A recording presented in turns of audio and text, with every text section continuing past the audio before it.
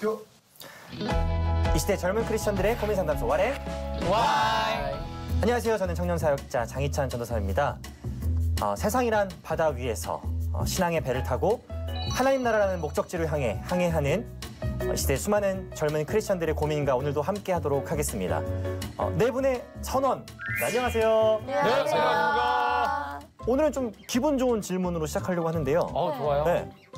여러분들 혹시 복권 내가 당첨되면 어떨까 상상해 본 적 있으세요? 있죠. 네. 없겠어요. 여러분 실제로 만약에 복권에 당첨된다면 네. 뭐 하실 거예요? 저는 해외여행이요. 제가 물론 시간이 안 돼서도 있지만 학생이라서 금전적인 문제 때문에도 해외여행 가기가 되게 힘들거든요. 네. 제가 가고 싶은 파리를 파리. 파이팅 있게 네. 갔다 오겠습니다. 네. 이게 이제 파리에서 먹고 싶은 거 먹고 하고 싶은 거보다 네. 이제 가방과 그죠, 패션과 그죠. 쇼핑과 이런 것 때문에 중점이 있긴 하지만 금방 네. 쓰겠네. 가서 탕자의 모습으로 돌아올 수도 있습니다. 네. 10억이 생긴다면 네. 당첨이 된다면 와이프에게? 바로 집을 사겠습니다.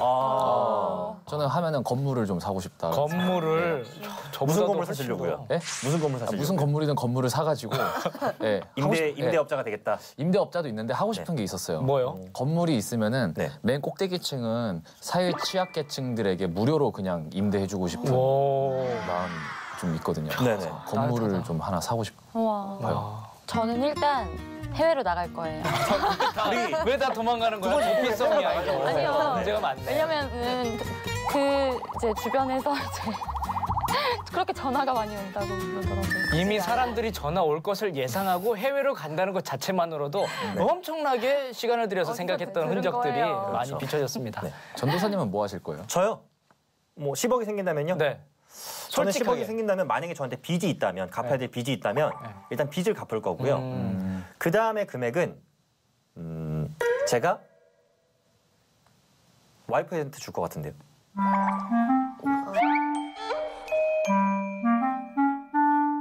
갑자기 분위기 쌓이시는 거 뭐죠? 되게 현실적이지 못해. 왜냐면 그것에 네. 혹시라도 노예가 돼서 잘못된 사용을 할까봐 그럴 수도 와이프와 있죠. 잘 상의를 해서 어떻게 해야 될지를 고민해야 될 것 같아요. 네. 크리스찬인들은 내가 만약 복권 당첨되면 나 정말 선한 일을 위해서, 교회를 위해서, 복지를 위해서, 구제를 위해서 쓸 거야라고 얘기하는데 여러분 신빙성이 있나요? 제 주변에 그렇게 맨날 얘기하는 형 한 명 있어요. 정말요? 네, 자기가 난 복권만 당첨되면은 진짜 교회 지을 거다. 자기는 교회를 지을 거다. 그리고 막 나 아닌가?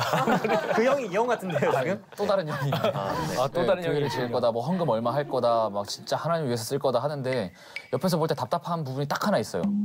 그러면서 복권을 안 사요. 복권을 안 사. 당첨되게 바라면서 복권을 안 사더라고요. 복권 살 돈이 아깝대요. 아니, 안될거 아닐까. 몰래 사는 거 아닐까요? 비밀로 하려고 그러니까. 이렇게 연락받을까 봐. 몰래 사놨다가 당첨되면 이제 공개하려고. 그렇지. 네. 여러분들 우리 소연 씨가 기억하실지 모르겠어요. 예전에 그 카드사 광고에 여러분, 여러분, 모두 부자 되세요. 꼭이요. 갖고 계신 재물, 뭐 돈이죠? 잘 관리하고 계신가요? 잘 관리해. 반응이 이상한데? 네. 아니, 우리가 쉽게 말하면 요즘 말로 재테크라고 하잖아요. 저는 사실 재테크 개념을 잘 몰라요. 이렇게 버는 돈이 그렇게 막 많지 않다 보니까 그냥 쓰기도 바빠서. 요즘 컨셉 자꾸 이게 슬픈 컨셉으로 가시는 거예요. 여기 또 붙었잖아요. 후원 전화. 아니 그래서 하는 재테크 나름대로 하는 재테크가 하나 있어요. 좋습니다. 포인트 적립. 꼭 해야 됩니다. 포인트 적립 포인트 안 하면 안 적립으로 됩니다. 그나마 최고, 네, 최고. 위안을 삼고서 재테크하고 있죠. 포인트면 여자들 빠질 수 없지 않아요? 그럼요. 뷰티 포인트. 그걸로 살 수도 있어요. 그럼요.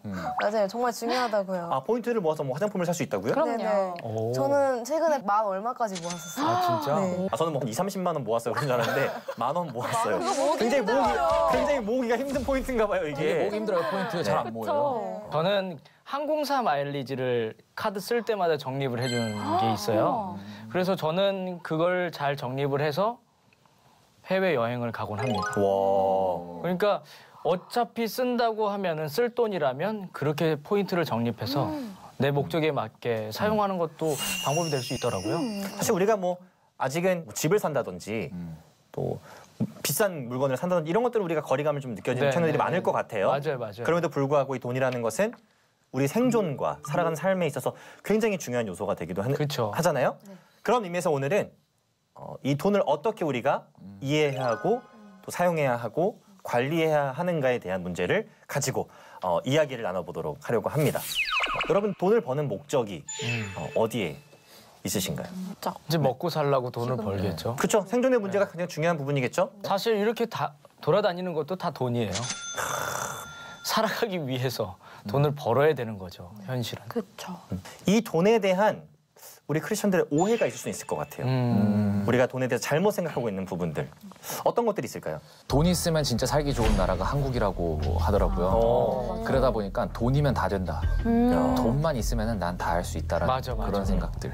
아니, 최근에 이제 좀 문제됐었던 게 굉장히 부를 갖고 있는 사람들이 갑질을 해서 문제가 된 케이스들이 있죠, 최근에. 네네네. 네. 그러니까 정말 돈이 많아서 내가 인격을 존중하지 않는다든지 뭐 이런 문제점들이 발생하기도 해요. 맞아요. 네. 저는 뭔가 크리스찬이면은 돈을 좋아하면 안 될 것 같은 거예요. 네, 좀 그런 게 있어요. 뭔가 너무 행복해하면 제가 죄 짓는 것 같은 기분이 들 탐욕주의자가 때가- 된 것 같고. 네, 그렇죠? 뭔가 그런 기분이 들어요. 네. 저는 좋아요.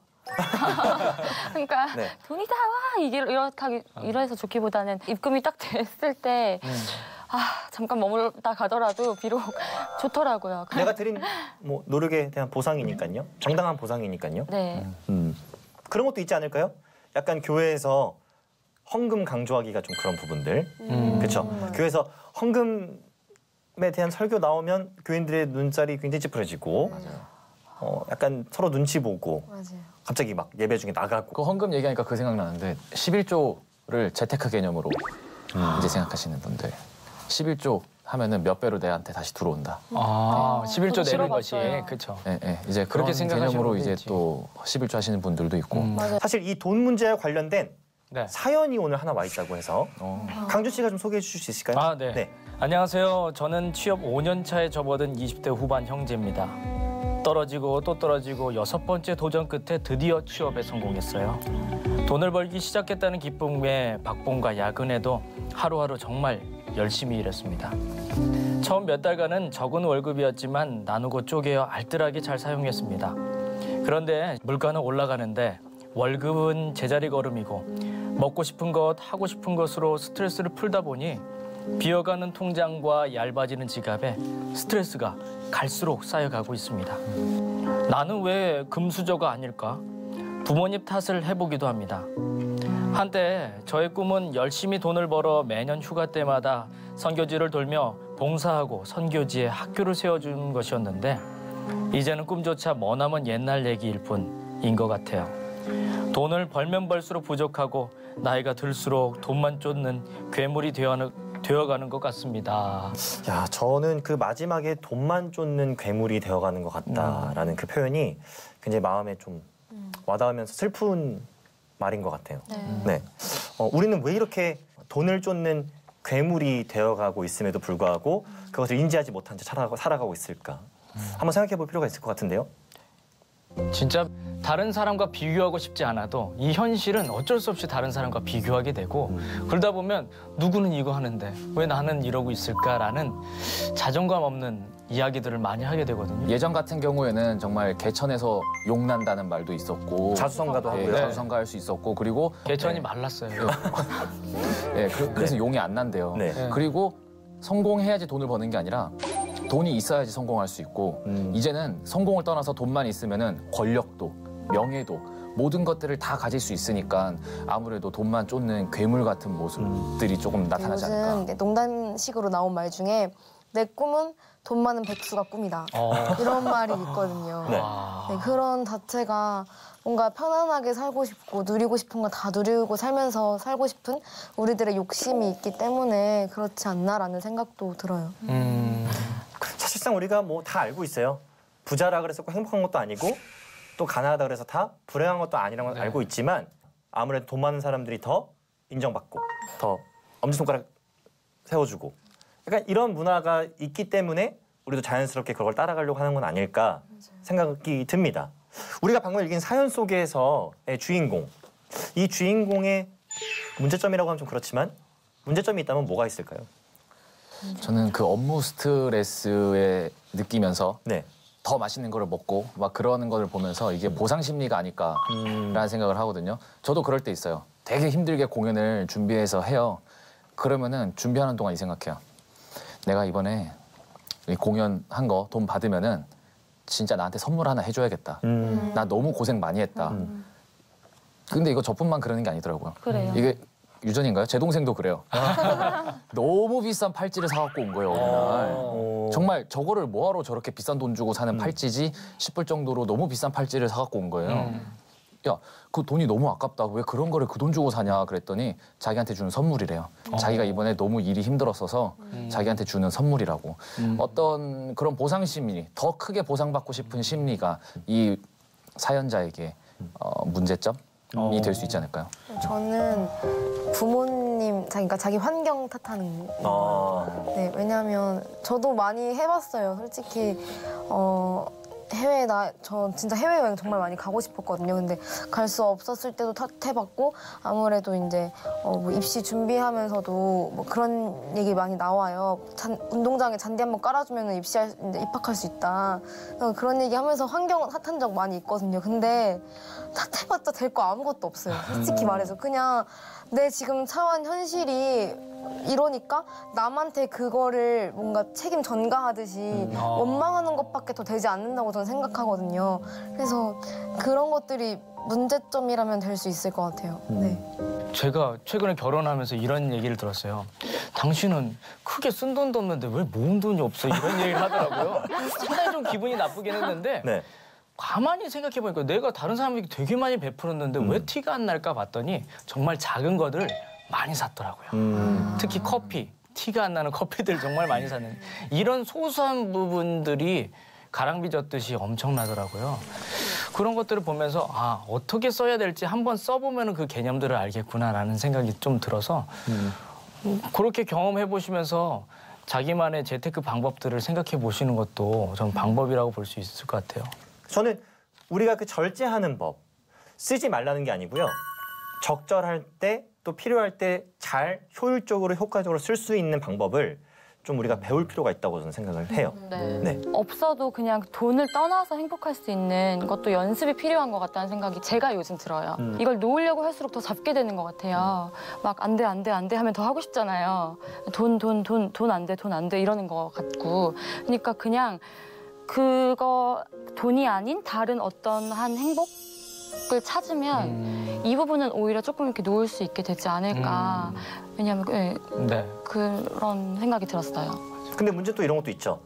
뭐 다는 아닌데 몇몇 한국 교회 또 성도들 간의 돈에 대한 잘못된 인식, 성경적으로 우리가 이해하는 것이 아니라 조금은 세속적으로 이해해서 잘못된 가르침 또 이야기들을 듣는 경우가 많이 있어요. 어떤 것들이 있을까요? 예를 들면 뭐 이런 거겠죠. 하나님의 일을 위해선 마음껏 빚져라. 하나님이 다 갚아주신다. 그렇게 요행적인 마음. 야. 내가 똥 싸고 하나님이 치워주실 거다라는 잘못된 생각. 그런 것도 사실 있어요. 야. 그래서 굉장히 무리하게 빚을 진다든지. 무서운 말이다. 진짜 무서운. 그리고 나는 다 써버리고 나는 갚을 생각도 안 하고 그냥 하나님만 보고 있다든지. 뭐 이런 것도 있거든요. 저는 다른 건 그런데 11조 내는 거는 조금 지금도 힘들어요. 쉽지는 않아요. 저희가 뭐 프리랜서다 보니까 저는 프리랜서다 보니까 불규칙하고 돈이 들어올 때나 안 들어올 때랑 확연히 차이가 있기 때문에 이 개념 자체가 좀 어렵기도 하고 또 막상 돈을 벌고서 10분의 1을 떼는 것 자체가 정말 부담이 될 때가 종종 있거든요. 그럴 때 보면은 그 11조 강조하는 설교나 헌금 강조하는 설교가 그렇게 듣기가 싫을 때가 있어요. 그렇죠. 씨앗을 잘 뿌려야 네. 거둔다. 뭐 이런 것들이니까요. 네. 그러니까 되게 구체적인 이런 돈에 대한 재정에 대한 설교를 듣고 싶으면서도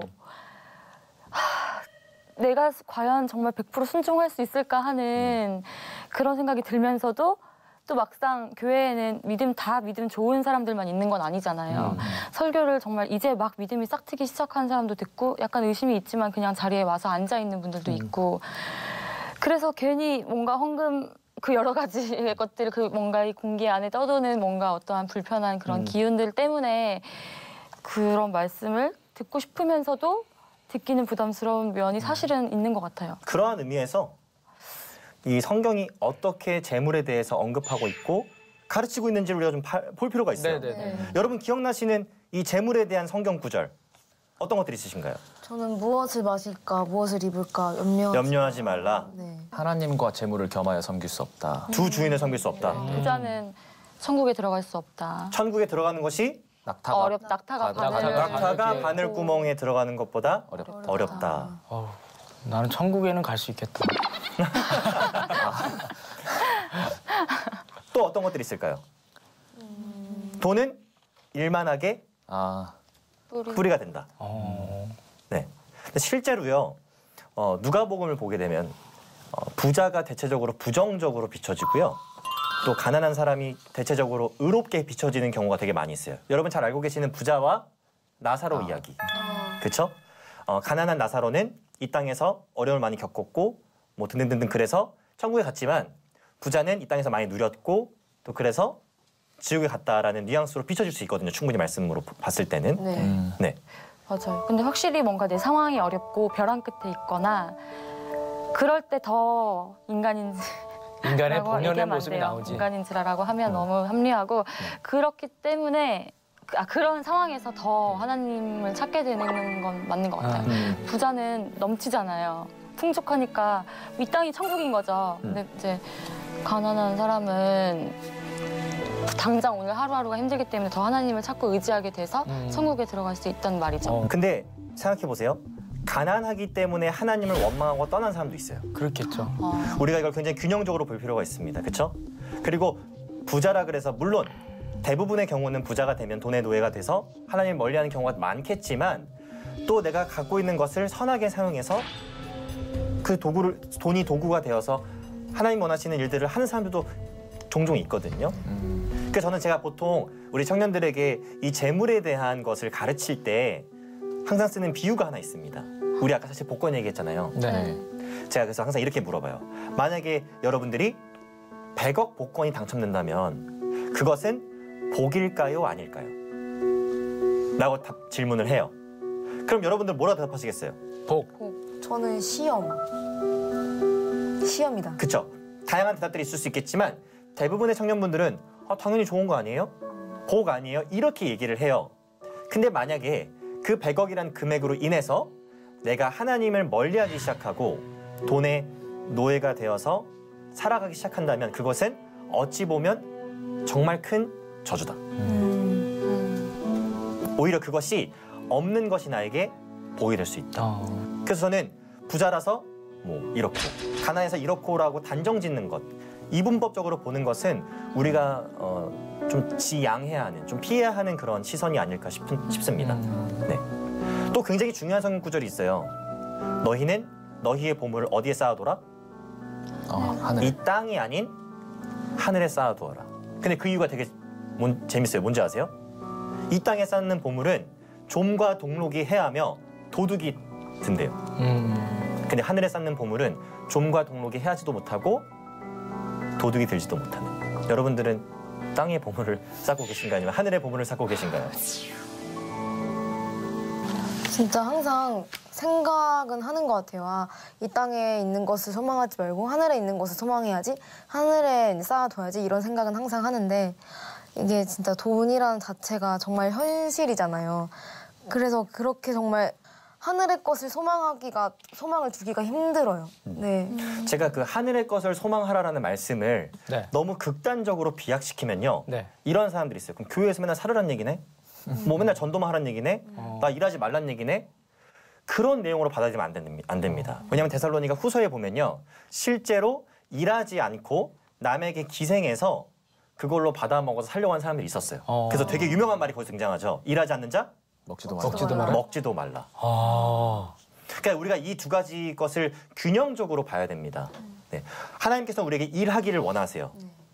그리고 남에게 피해 주지 않고 우리가 살아가기 위한 것들을 스스로 일해서 얻기를 원하시지만 그것이 목적이 되어서는 안 된다. 네. 그렇게 해서 우리가 얻어지는 것이 생존의 도구가 되고 또 그것으로 하나님의 일을 할 수 있는 그런 마음가짐이 우리에게 있어야 된다는 것을 우리가 균형적으로 이해해야 된다는 거죠. 하나님의 뜻은 어쨌든 이 재정을 하나님을 위해서 잘 관리하고 사실 우리가 청직이잖아요. 네. 제가 되게 좋아하는 그 찬양이 하나 있어요. 그 찬양의 가사가 뭐냐면 내가 가진 것 중 하나님으로부터 오지 않은 것이 없다라는 가사가 있는데 우리가 그런 정신을 가지고 살아가야 되는 청지기와 같은 사람들인데 실제적으로 그 돈을 잘 관리하고 또 지혜롭게 사용할 수 있는 실제적인 방법들이 존재할 수 있을 것 같아요. 어떤 것들이 있을까요? 일단 충동적으로 저게 사고 싶으니까 사고 저게 먹고 싶으니까 그냥 먹고 막 무턱대고 그렇게 소비하지 말고 내가 저게 진짜 필요한 건지 그리고 저것과 또 다른 것이 또 필요한 것은 없는지 우선순위를 또 잘 결정해서 그렇게 계획대로 돈을 좀 잘 쓰면은 조금 도움되지 않을까. 제가 실제로 하는 방법인데요. 네. 용돈 기입장을 활용을 해요. 우와, 대단하네. 용돈 기입장 쓰신다고요? 네, 저희 아버지가 네. 저한테 어렸을 때부터 그런 버릇을 돈 관리하는 방법을 배워야 된다고 말씀을 하셔서 그걸 안 하면 돈을 안 주세요. 네, 그래서 반강제적으로 하는 거긴 좋다. 한데 그러니까 지갑을 딱 열었을 때 돈이 없잖아요. 왜 없지 하고 그걸 보면은 생각이 나요. 아, 내가 이때 이걸 썼구나. 이래서 돈이 없구나. 그게 정말 쓸 때는 진짜 귀찮거든요. 솔직히 그거 귀찮지. 하면은 정말 많은 도움이 돼요. 내가 불필요한 지출을 했구나 이런 것도 느끼게 되고 또 요즘에 어플로 나오니까 그 통계를 다 내줘요. 어플에서 어떤 데 비중을 좀 더 많이 썼다 이런 게 나와서 그런 것도 확인할 수가 있더라고요. 그래서 용돈 기입장을 한번 써보시면은 어떨까라는 생각이 써야 되겠네. 네. 써야 되겠다. 그런 것도 있지 않을까요? 어쨌든 우리 그 비교하려고 하는 마음. 아, 네. 내가 가진 것도 하나님께서 나에게 주신 필요에 따라 주신 충분한 선물이고 그런 것들인데 자꾸 내 옆에 있는 철수, 영희를 보면서 나는 왜 쟤들보다 가지지 못했지? 나는 비교하는 마음. 하나님이 주신 거고 맡기신 거잖아요. 네. 달란트의 비유처럼 너무 욕심 부리지도 말고 그렇다고 너무 게으르게도 말고 그냥 나한테 주신 것 그대로 적든 많든 그저 성실하게 그 돈을 내가 지키고 또 사용을 하면은 하나님께서도 너무 예뻐 보이셔가지고 나중에 더 큰 것을 나한테 맡겨주시지 않을까.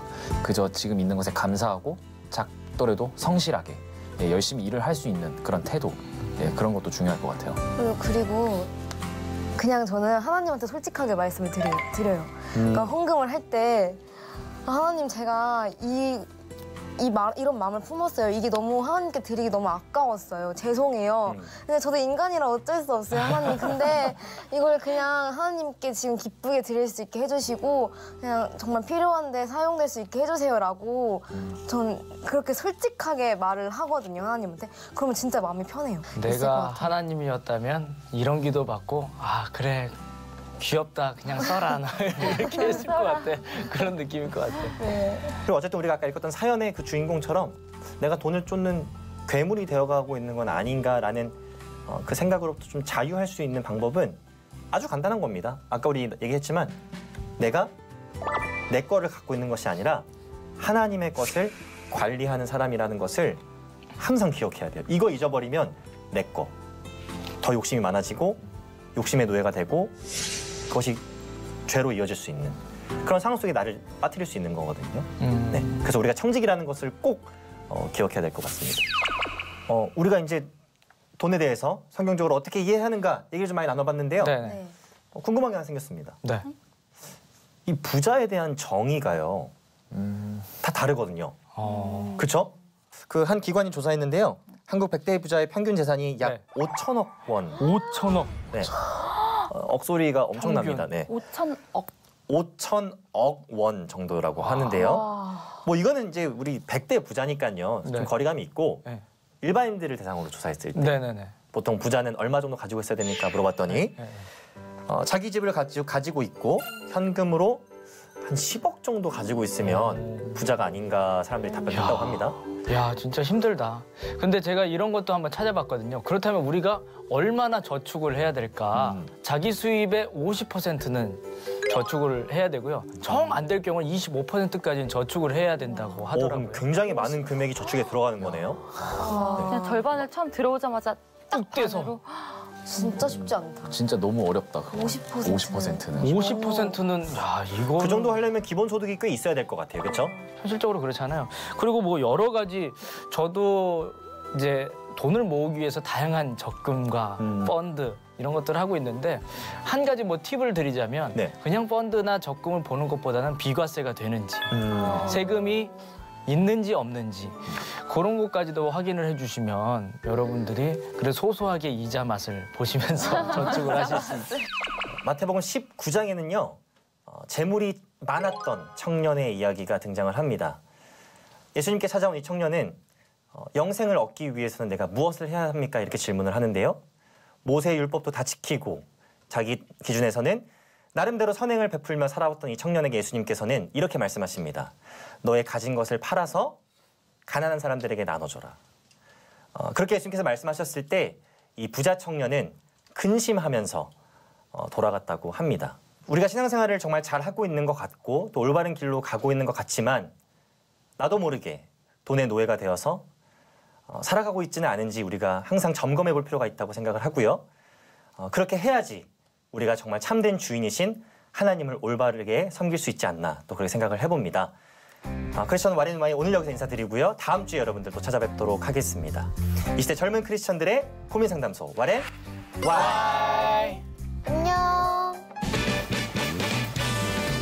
와 오늘따라 신발이 삐까번쩍하죠. 오 신발 거울로 삼아도 되게 돼요. 반짝반짝한데요. 진짜 거울로 보여.